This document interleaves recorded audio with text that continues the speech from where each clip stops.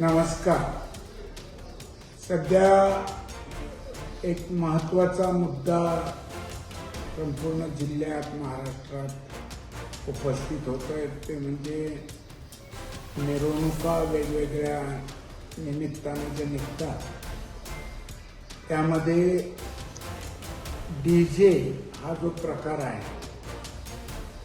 आणि त्यामुळं सर्वसामान्य नागरिक, ज्येष्ठ नागरिक, लहान मुलं,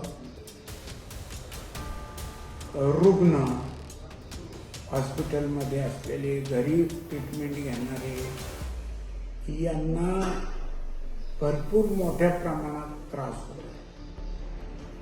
त्याचबरोबर मिरवणुकीत चांगल्या भावनेनं सहभागी होणाऱ्यांच्या आरोग्यावर सुद्धा विपरीत परिणाम होऊ लागलेला आहे.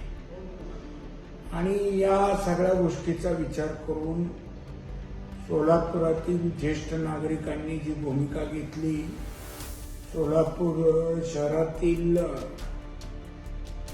जे लोकप्रतिनिधी आहेत त्यांनी सुद्धा त्या DJ बंदीबद्दल चांगली भूमिका घेतली आहे. तशाच पद्धतीची भूमिका माझी सुद्धा आहे की असे करणं कर्कश DJ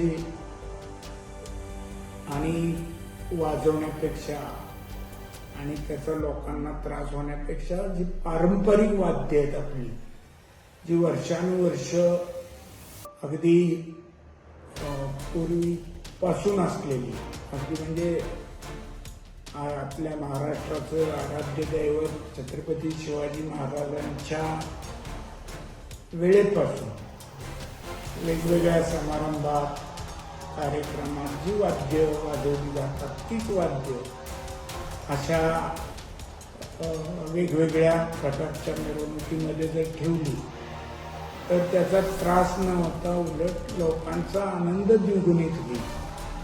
आणि त्याच्यामुळे त्या मिरवणुकीमध्ये साधारण वेगवेगळे मर्दानी खेळ, लेझिम, पाच पावली नावाचा लेझिमचाच प्रकार आणि आपली पारंपरिक वाद्य हलगी, सुरसनई, त्याचबरोबर ते अजून सोलापूरला मोठ्या प्रमाणात वाजवलं जाते. अशी पारंपरिक वाद्य ही लोकांना कानाला आणि मनाला सुखावं असते.